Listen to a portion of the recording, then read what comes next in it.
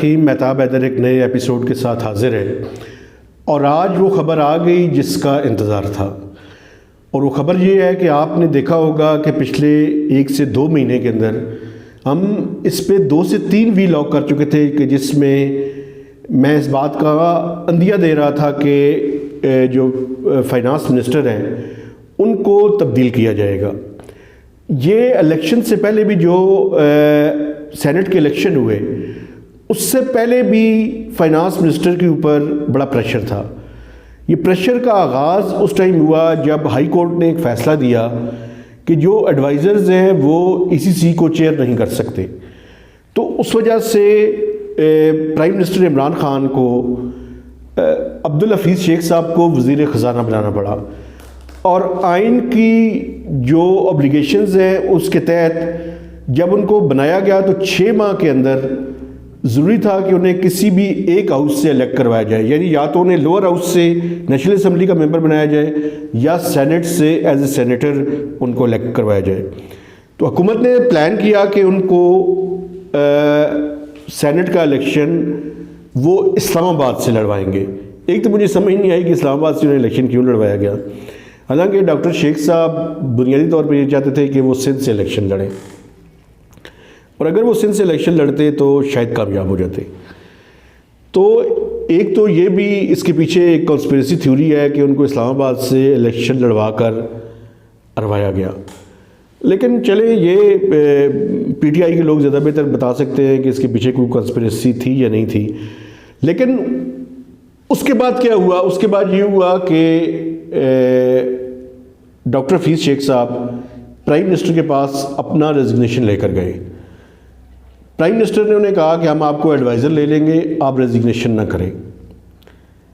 لیکن یہ all of sudden کیا ہوا کہ کل جب سٹاک مارکیٹ کھلی تو سٹاک مارکیٹ میں کوئی 1000 پوائنٹس کل گر گئی۔ میں کل اسلام آباد میں تھا، مجھے 2-3 کالز آئیں کہ یہ سٹاک مارکیٹ میں کیا ہو رہا ہے۔ اس کے بعد مجھے بھی کیوریاسٹی ہوئی، میں نے بھی چیک کرنا شروع کیا۔ مختلف لوگ مختلف باتیں کر رہے تھے، لیکن کوئی بات ایسی تھی جس تک ہم پہنچنے کی کوشش کر رہے تھے اور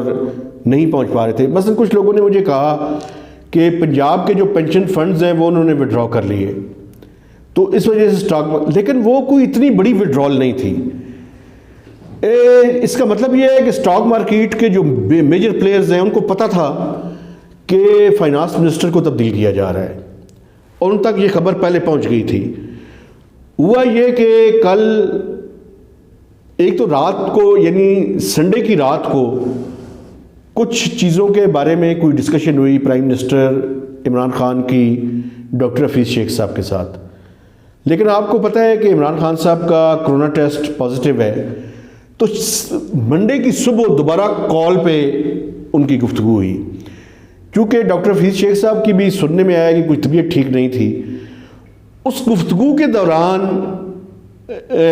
اب جو قریبی ذرائع ہیں وہ یہ کہہ رہے ہیں کہ 2 ایشوز پہ عمران خان صاحب نے اپنا کنسرن شو کیا۔ ایک رائزنگ انفلیشن، یعنی جو مہنگائی کی بڑھتی ہوئی صورتحال ہے، اور دوسرا ان کو یہ نہیں اندازہ تھا کہ اسٹیٹ بینک آف پاکستان کا ایک انتہائی کنٹروورشل بل، جس کو چاہیے تھا کہ پوری سکروٹنی کے ساتھ کیبنٹ سے اس کی اپروول کروائی جاتی، وہ بل جو ہے وہ بغیر پڑھے ہوئے کیبنٹ نے پاس کر دیا۔ حالانکہ، اور میں آپ کو یہ بھی بتاؤں کہ وہ جو کابینہ کی لیجسلیٹو کمیٹی ہے، اس کمیٹی سے ویور لیا گیا، یعنی وہ اس کمیٹی کے اندر اس کے اوپر ڈسکشن ہونی چاہیے تھی، اور اس کے بعد کابینہ کے پاس جانا چاہیے تھا۔ یہ جو ڈرافٹ ہے یہ کابینہ کی وہ جو لیجسلیٹو کمیٹی ہے اس سے بھی ویور لے کر یہ کابینہ کے سامنے پیش کر دیا گیا، اور چونکہ سینٹ کے الیکشن ہونے والے تھے، کابینہ نے بھی بغیر کوئی غور و فکر کیے 10 سے 15 منٹ میں اس کو اپروو کر دیا۔ اس کے اندر انتہائی کنٹروورشل باتیں ہیں، اس کے بارے میں ایک ویلاگ میں پہلے ہی کل کر چکا ہوں۔ اب بنیادی طور پر جب پرائم منسٹر نے یہ باتیں کی ان کے ساتھ، تو ڈاکٹر حفیظ شیخ صاحب نے انہیں جواب دیا کہ اگر آپ میری کارکردگی سے مطمئن نہیں ہیں تو مجھے ریلیو کر دیں۔ پرائم منسٹر نے ابرپٹ ڈیسیژن کیا، اور ڈیسیژن ایک ایسے وقت میں کیا جو میں آپ کو بتاؤں، دیکھیں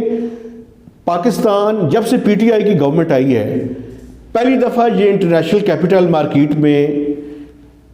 گئے ہیں اور یورو بانڈ لانچ کر رہے ہیں. رات کو انویسٹرز کی کانفرنس تھی جس میں governor state bank of Pakistan, ministry of finance کے لوگ، مختلف منسٹریز کے لوگ اور سیکرٹری فائنانس اور گورنر اسٹیٹ بینک ان انویسٹرز کے سوالات کے جواب دے رہے تھے. ایک ایسے وقت میں کہ جب انویسٹرز 1.5 سے 2 بلین ڈالرز پاکستان پہ انویسٹ کرنے لگے ہیں یا اپنے پیسے لگا رہے ہیں، اس ٹائم پرائم منسٹر صاحب اگر 1-2 دن ویٹ کر لیتے، میں یہ نہیں کہتا کہ یہ پرائم منسٹر کی ڈسکریشن ہے کہ وہ اپنی کابینہ کے اندر جب چاہیں جیسے چاہیں رکھیں یا نکالیں، لیکن اگر وہ 1 یا 2 دن ڈیسیژن کر لیتے تو بہتر تھا. چونکہ اب چانسز اس بات کے ہیں کہ پاکستان کو شاید مہنگا قرضہ ملے، اور اس کا ذمہ دار کون ہوگا یہ پاکستان کے لوگ زیادہ بہتر جانتے ہیں. میں پرائم منسٹر کو ذمہ دار سمجھتا ہوں کہ ان کو انتظار کر لینا چاہیے تھا. یہ ٹرانزیکشنز کمپلیٹ ہو جاتی، آج کمپلیٹ ہو جاتی یا کل کمپلیٹ ہو جائے گی. آپ 1 سے 2 دن انتظار کرتے، آپ اس کے بعد کرتے. اگر پاکستان کے لوگوں کو ملینز آف ڈالرز فالتو دینے پڑے تو اس کی ذمہ داری کا تعین ریاست پاکستان کو کرنا چاہیے، اور ریاست پاکستان کو جو ادارے ہیں ان کو کرنا چاہیے. کتنی کون سی مصیبت آ پڑی تھی کہ آپ 1 دن انتظار نہیں کر سکتے، لیکن آپ نے وہ ڈیسیژن کر دیا. اور ڈیسیژن اب دوبارہ سے یہ باتیں آ رہی ہیں کہ شاید ان کو کوئی ایڈوائزر لگا دیا جائے، لیکن میرے پاس وہ نوٹیفیکیشن موجود ہے کہ جس میں نوٹیفیکیشن میں ان کو ریموو کر دیا گیا ہے. پریزیڈنٹ نے ریموو کیا ہے پرائم منسٹر کی ایڈوائس کے اوپر. تو انسرٹینٹی کا میسج آپ نے دیا ہے انٹرنیشنل کیپٹل مارکیٹ کے ان انویسٹرز کو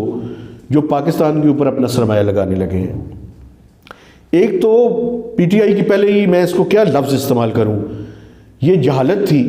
کہ جب وہ اپوزیشن بینچز پہ بیٹھے ہوئے تھے تو وہ سکوک بانڈ کی انہوں نے مخالفت کی، اور وہ جو ان کی ماضی کی باتیں ہیں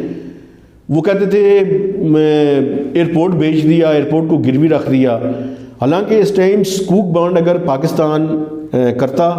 تو اس کو زیادہ اچھا ریٹ جو ہے وہ مل سکتا تھا، چونکہ جو اسلامک بانڈ ہے انٹرنیشنل مارکیٹ میں اس کی لیکوڈیٹی موجود ہے، لیکن اس میں پرابلم یہ ہے کہ آپ کو کوئی نہ کوئی ایسٹ جو ہے وہ رکھنا پڑتا ہے گروی. اور منسٹری آف فائنانس جو تجویز لے کر گئی تھی وہ F9 پارک کو رکھنے کی تھی. تو کیبنٹ نے F9 پارک کی تو مخالفت کی تھی اور کہا تھا کہ اس کی بجائے کوئی اور آپ کریں، لیکن یورو بانڈ کی انہوں نے اپروول دے دی تھی. اب یورو بانڈ جب ہونے لگا ہے آپ نے چینج کر دیا. آپ بادشاہ ہیں، مالک ہیں اس ملک کے، پاکستان کے لوگوں نے آپ کو ووٹ دیا ہے، لیکن یہ ملینز آف ڈالر کی کاسٹ اس ملک کے ٹیکس پیئر کو پڑ سکتی ہے. دوسرا یہ ہے کہ حماد اظہر صاحب کو اب فائنانس منسٹر کا ایڈیشنل چارج دیا گیا ہے. دیکھنا یہ ہے کہ وہ ینگ ہیں، انرجیٹک ہیں، لیکن کیا وہ اس حد تک اپنی ڈیوٹیز کو ڈسچارج کر سکیں گے کہ جس میں ایک طرف تو رائزنگ انفلیشن ہے، اور وہ انفلیشن بیسیکلی پرابلم یہ ہے کہ آپ کی امپورٹڈ جو آئٹمز ہیں ان کی وجہ سے ہے، اور دوسری طرف IMF کا پروگرام ہے. آپ نے پچھلے 2 مہینوں میں 9 روپے پر یونٹ بجلی کی قیمتیں بڑھائی ہیں، اور IMF کے پروگرام کے تحت اس کو مزید بھی بڑھانا پڑے گا، اور شاید مزید سخت اقدامات بھی کرنے پڑیں. ابھی آپ کو بجٹ میں کوئی ایڈیشنل 1300 ارب روپے FBR کا ریونیو رکھنا پڑے گا. 4717 اس سال کا ٹارگٹ ہے جو کہ اچیو نہیں ہوگا، لیکن اگر